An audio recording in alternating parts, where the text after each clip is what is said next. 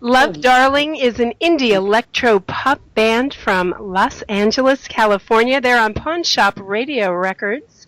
And I have Shay Magro, Mike Wolpe, and Dan Elias with me right now. How are you guys? We're awesome. We're doing good. Brilliant. All right. Yeah. All right, I killed it, didn't I? Sorry. That's good. So, life in Los Angeles. You guys all natives of California?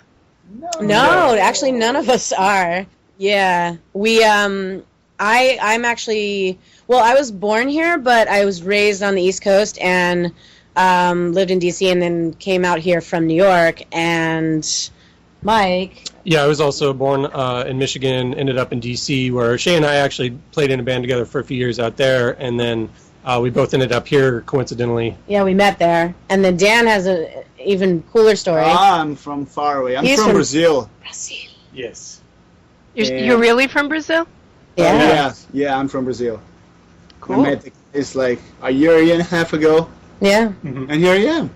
Yeah. So we're just trying to make California our new home because we love it so much. California's cool.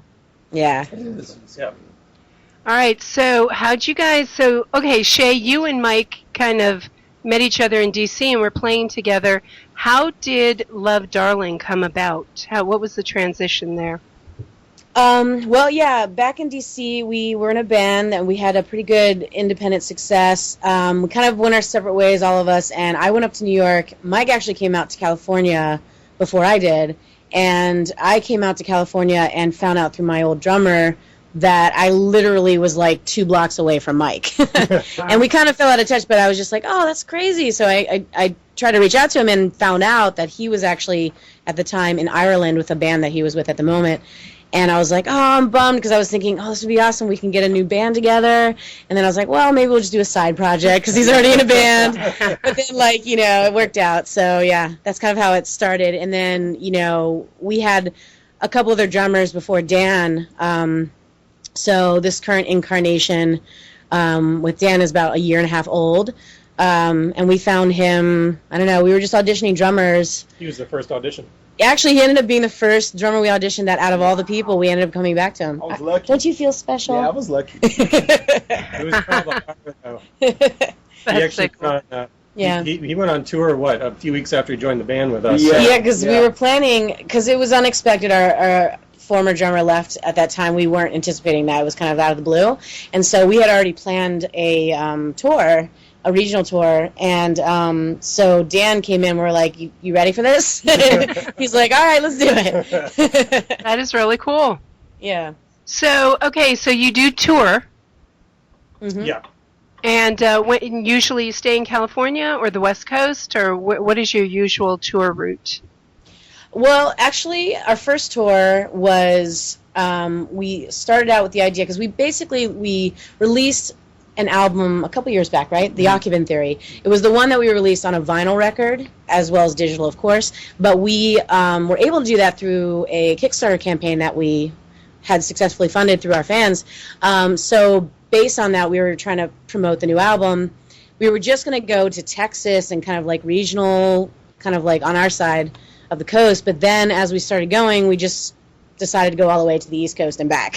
So it ended up being like, and it was only in 5 weeks, so it was, Yeah. it was very We ambitious. even played your hometown. We played Yeah. Smith's Old Bar. We were in Atlanta, yes. Oh. So that was pretty fun. Played But it- Smiths, very cool. yeah, it was good. So yeah, but going forward, out of that came a lot of cool connections with new people, and just the idea that we're interested in a Northwest tour now. I think we're gonna just focus on kind of like areas we know that we have a fan base, and that, you know, we have venues that are asking us to come. So we're just trying to build our kind of shows and tours around that, you know. Very smart. So what is the process of writing songs like for you guys? Lots of whiskey.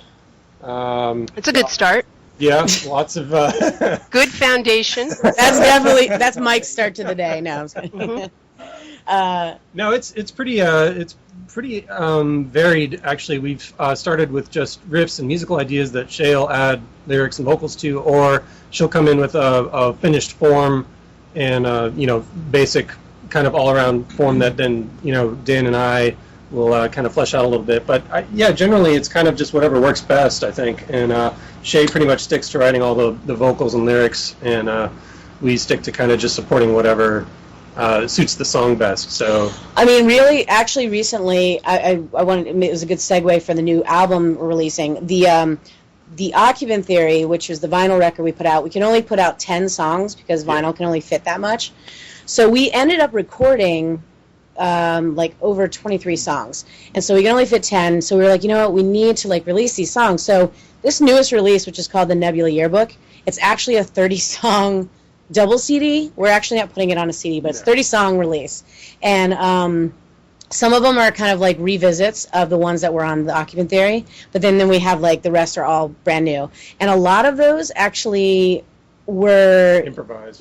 Well, yeah, I mean, like with Dan, we would literally, with new song ideas, we literally go into the space, we kind of just warm up, rehearse, you know, kind of noodle around, and the next thing you know, a song just starts happening. And so, like, you know, it's fortunate to have that chemistry. So I always kind of record it with my little Adderall, and then we take it back, and we're just like, oh, we have all these ideas, and we decide which ones we want to flesh out. But really, that's been kind of awesome because it's easier to really write songs where automatically it's like all there. Yeah. You know what I mean? Right. So that's been the cool part about that. But yeah, that's why we're so excited about this new release because it's 30 songs sounds like a lot, but we have so many more that we're like, we gotta get these out, so we keep putting some more out. But yeah, we're excited to see what people think. Well, no, 30 songs is very ambitious. Yeah. Yes. I can't tell you the last time somebody came to me with a 30-song album, but That's it was right. never. We're special. Well, you know what? You know the cool part about this, Sherry, is that we're doing this really new thing. We're trying to do our thing because it's like, why not? We're DIY, right. okay? So we're releasing this on our signature thing is this USB key drive. It's like 4 gigabytes, and we're going to put the full new album on it, plus everything else we've ever recorded. And so our fans can pretty much get all this digital music on a USB drive they can use however they want, plus videos, photos. So it's kind of like a cool way to release it because, you know, CDs, they're cool, but the main reason why you get them is what? Because you like the cover art, and that's cool to have. So now we have this USB key. It has a little booklet, which basically has a page per song, which is really cool. So we can have the lyrics and everything, and cool artwork. And then, so our fans have something unique and different. And it looks like a hotel key. And it looks like a hotel key. So yeah, it's basically, it ties into our whole kind of backstory with the album and the Occupant Theory and all that good stuff. So That is very cool. Yeah. I love that. You guys are innovators. yeah. Exactly. Everybody else is going to want to be like Love Darling. That's our goal. Do what those guys are doing. Trailblazing. That's right. Trailblazers. So you got anything coming up? Any live shows or events coming up in the future? Oh, of course you do, but I mean in the near future. Yeah, well, the thing is, since we've been kind of focusing on getting this release out the door, we've kind of turned down playing out because we want to just, you know, prepare and then have the show that we play be one we're promoting the new CD, but, the new release. But we do have potentially a showcase we're playing in LA. It's called The Raw Artists. I don't know if you've ever heard of that. They're apparently across the U.S. Yeah. And it's basically we were a featured artist back in, I don't know, I think it was August or when was it? Sometime this summer.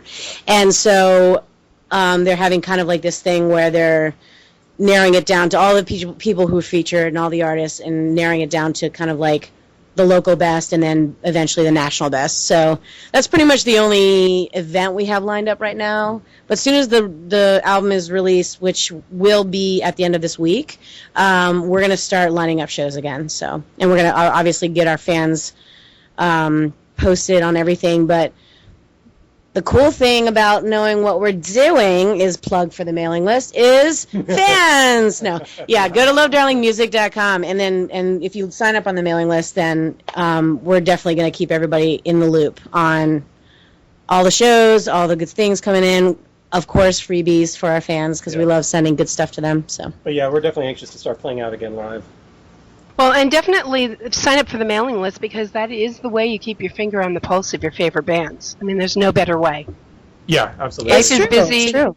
And, and bands are really good, I have to say. I've never come across a band, and I'm on millions, not really, mailing lists of bands, that nobody abuses it. I mean, the bands are really good about using the mailing list when they need to, and it's always something you want to know. Yeah, exactly. Yeah. Sign up for the mailing list. So Mike and Dan, question for you guys. Yes, ma'am. The vast majority of bands, sadly, are fronted by men. What is it like being in a band where you are supporting a female? Why, Dan, Who wants to answer? why don't you And I can see them thinking, choose your words carefully. Choose your words No, carefully. actually, I like a lot, especially talking like for me, because there's a lot of bands that it's female fronted, like Garbage and I don't know, I like a lot of stuff like, and when I met the guys, like, I thought like, oh yeah, she has a great voice. No, she has an awesome voice, like, and I don't know, like, she has the power, like, women has the power. They have the power, Right, baby. and yeah, exactly. You know that. And being like a front man of a band, like any band, I don't know. I like the idea. I think it works pretty good. Okay, thank you. Mike? Yeah, I think, Shay and I have obviously been playing together for a while, and I've played in other groups that were all male groups, and it's definitely a different experience, but I think the advantage, at least from my point of view, is that, we have a history, and it's more like, siblings that drive her nuts, and I keep it interesting with lots of neurosis and mental illness and creative activity of my own. So I'm sure it's an interesting experience for everybody. But I frankly, like, I wouldn't want a different kind of dynamic, because out of all the groups I've been in, this has been the most I think productive and successful and creative, kind of respectful group of friends and musicians. So I think we're all pretty lucky. I feel pretty lucky. Don't you think that's key? In the band, being friends, being family. So many bands fall apart because that is not the case. Exactly. Yeah, And we can think of examples of famous bands that they all hate each other. Yeah. and you're surprised how far they got with that. You know what I Yeah, mean? yeah. Considering. Yeah. But it's totally a relationship, of course, and the thing is, I think a lot of bands don't do this, or individuals in the bands, they don't make sure that everybody's kind of on the same page with, like, what they want to get out of it, or like kind of like their core values, And I feel like if people kind of get that out of the way up front, then you're going to know if you have good chemistry. And of course the musical chemistry is important, but I think you have to have that personality chemistry too, because I think that's where those bands that we've seen that are successful or out there, they had musical chemistry, but then they did not have personality chemistry. Yes. So if you have both, it's like a win-win, and it's fun. I mean, at the end of the day, you're pretty much with these people a lot. So if you can't see yourself hanging out and having a good time, traveling and playing music and having amazing experiences with fans with them, then what are you doing? And I think your audience can feel that. I know that when I learned radio, I was taught that people can hear a smile if you're smiling, even though people know that. And it's the same thing when you're on stage and you sincerely care about each other. That is good energy that you're giving out there to the audience, and they can feel that, and it benefits them. It probably increases and enhances their experience. So bands should like each other. Yes, Right? absolutely. I mean, honestly, and that's the yes. No, for real though. For me, honestly, when I get that same kind of love back from the fans, I know it sounds cliche, but really, like, I just having that chemistry up on stage with Dan and Mike, and it's like all that it just like it puts you into this like really cool autopilot where you're not thinking about anything except for just expressing that moment, and then the fans, it's inevitable that the fans are going to feel that too. So it is lovedarlingmusic.com? What's the website? Yes, that's it, lovedarlingmusic.com, and we are going to have a lot of cool stuff on there. So. And the Nebula Yearbook is coming soon. 30 songs, people, plus everything the band ever put out in the coolest format possible. Forget how you used to get music. This is the way, baby. All right, you guys, thank you so much. Oh, thanks for Sherry. having us.